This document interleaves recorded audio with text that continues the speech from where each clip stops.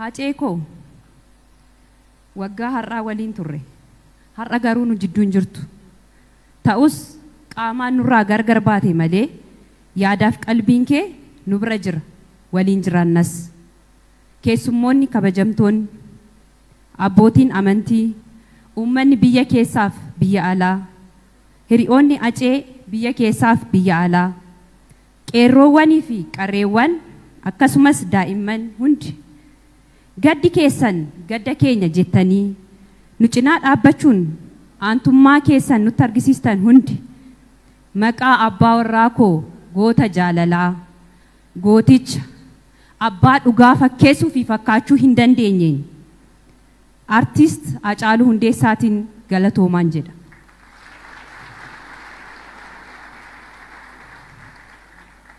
Baga nagaan dhuftan. Acee koo akkuma atuu jette siif jiraadhee du'uun koo egaa waan hin oolle gaariif ammeenya kee waliisaan wallaalee kan si dinqu anwaalama dhabduun ta'e kanan gaabbu kan na aarsu bifa tokkoon meeqan du'e.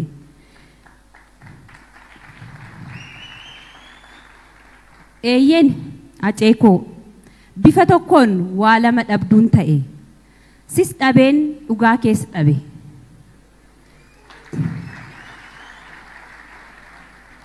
Dhugaan kee waaqaa fi micayyoo si bira jirtu qofa bira jira. Kan si nyaattees kan si nyaachistees ishuma.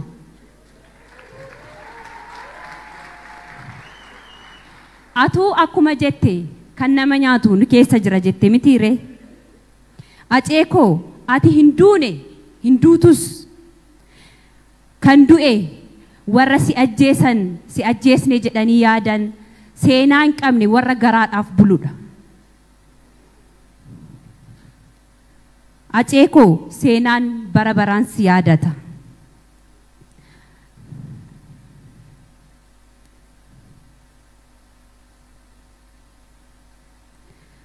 Aceen koo akkuma jedhe dhugaan kee dhugaadha.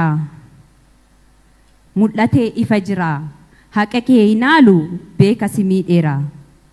Si dhabee jiraachuun hedduu namii turre dhiifa manaan godhin waa tokko siinulli.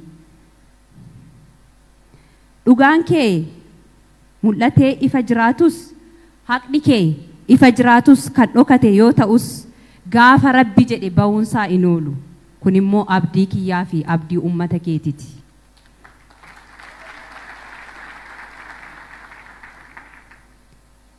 Acee koo ati hin duune hin duutus yaa gootummaa kee yaa kaayyoo kee waanumaan ittiin si ibsuun qabu.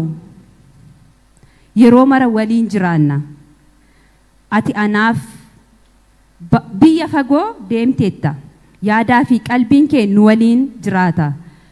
Gaaffii wabii, gaaffii milkii keessattuu kan giiftii deebii dhabullee ijaan si arguu baatanillee yaadaaf qalbiin si waliin jiraatu. Acee koo anii fi ati waliin jiraannee ijoollee keenya guddifannee dulloomnee waliin duuna siin jedha ture. Ati garuu lakki kiyyuu ati ijoollee guddista naan jechaa turte. Edaa akka duutu hin beekta ture maaf natti nimirre kuni gaafii kiyya.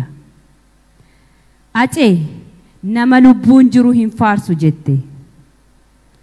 Warri Acee koo ajjeesistan dhugaa fi dhiiga isaa dhoksitan inuma bubbula malee dhugaan inuma baha. Dhugaan ilma waaqaati jedha Oromoon yeroo mammaaku. Acee koo dandeettii fi obsa siif kenne anaafis ijoollee keefis uummataafis haa kennu. Osoo fakkeessuu fi fakkaachuu dandeesse yoomsi dhabna turre. Ijoolleen kees abbaan keenya hin dhufu jedhanii nan gaafatan ture. Acee maallee akkan maaliin si madaalu maaliin si ibsu ati anaaf ijoollummaa koo mana barumsaa koo beekaa koo jiruu koo waan hunda kooti. Namni kana hunda dhabee akkamiin jiraachuu danda'are gaafii deebii hin qabne.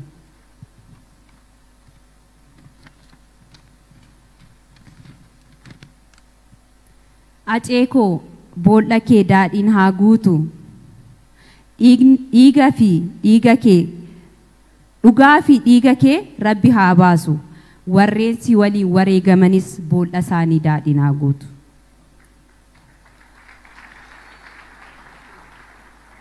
Akka imaanaatti kanuun uummata kootiif dabarsu. Namoonni biyya keessaa biyya alaa maqaa isaatiin daldaltan gara barbaadanitti ooftan kana dhaabaa. Warri yeroo inni lubbuun jiru diina isaa taatanii amma immoo fira isaa fakkaattan of duuba deebi'aa, of ilaalaa.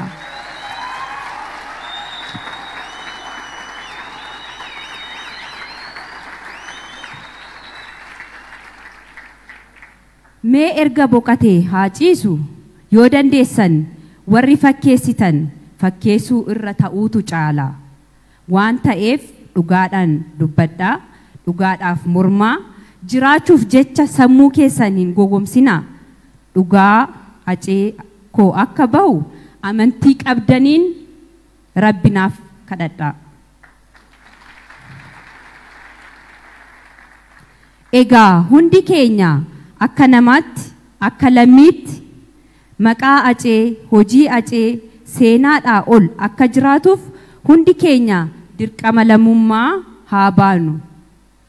Galatooma. Acee koo waggaa har'aa waliin turre. Har'a garuu nu jidduun jirtu. Ta'us qaamaan nurraa gargar baate malee yaadaaf qalbiin kee nu bira jira, waliin jiraannas.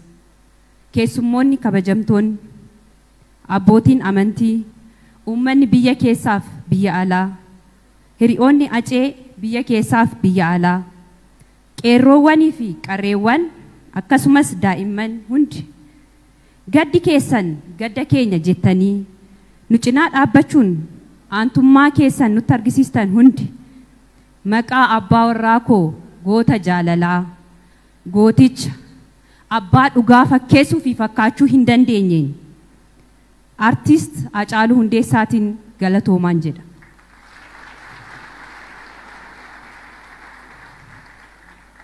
Baga nagaan dhuftan.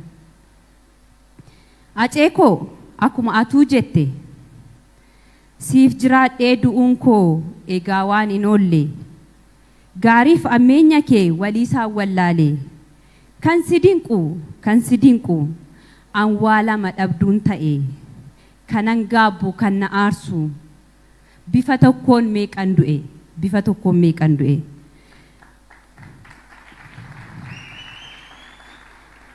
Eeyyen acee koo bifa tokkoon waa lama dhabduun ta'e sis dhabeen dhugaa keessa dhabe.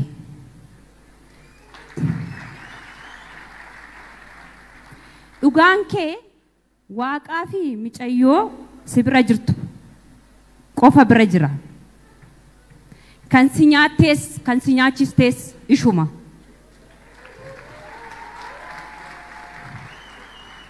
Atuu akkuma jette kan nama nyaatu nu keessa jira jette mitiire.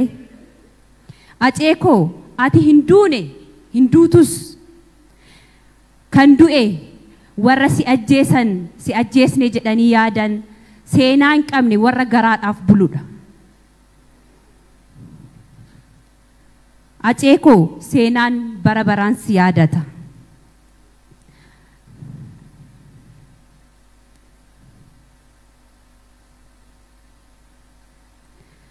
Aceen koo akkuma jedhe dhugaan kee dhugaadha. Mul'atee ifa jira. Haqa kee hinaalu beeka si miidheera. Si dhabee jiraachuun hedduu namii turre dhiifama naan godhin waa tokko siinulli.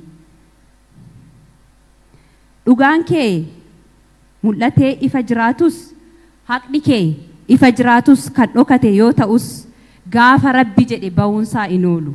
Kun immoo abdii kiyyaa fi abdii uummata keetiiti.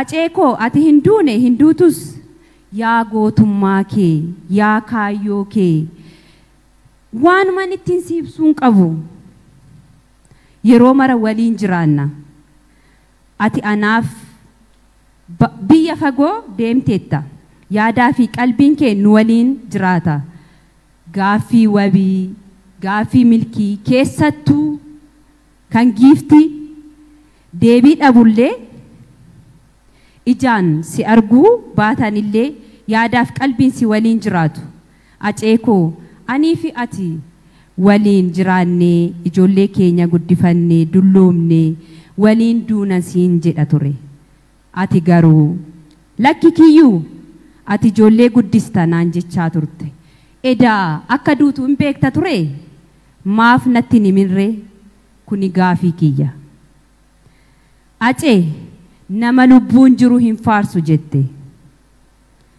warri aceekoo ajjeestan ajjeesistan dhugaa fi dhiiga isaa dhoksitan inuma bubbula malee dhugaan inuma baha dhugaan ilma waaqaati jedha Oromoon yeroo mammaaku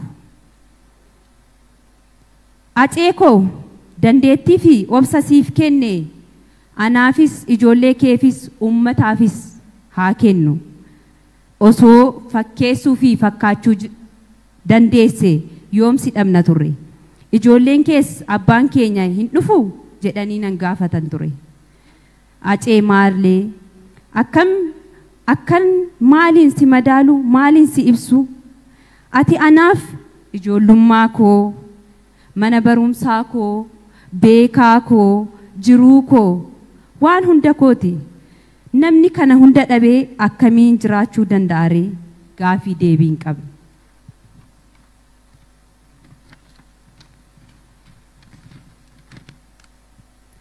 aceekoo boolla kee daadhiin haa guutu dhiiga fi dhiiga kee dhugaa fi dhiiga kee rabbi haa baasu warreen si waliin wareegamanis boolla isaanii daadhiin haa guutu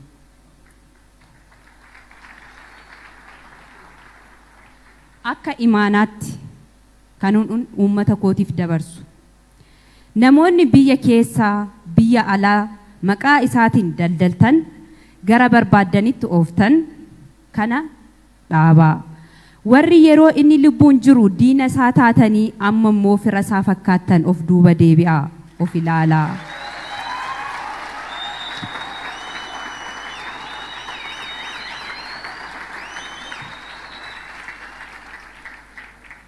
mee erga boqatee haa ciisu yoo dandeessan warri fakkeessitan fakkeessuu irra ta'uutu caala waan ta'eef dhugaadhaan dubbadhaa dhugaadhaaf mormaa jiraachuuf jecha sammuu keessan hin gogomsinaa dhugaa acee koo akka bahu amantii qabdaniin rabbinaaf kadhadhaa egaa hundi keenya akka namaatti akka lammiitti maqaa acee hojii acee seenaadhaa ol akka jiraatuuf hundi keenya dirqama lammummaa haa baanu galatooma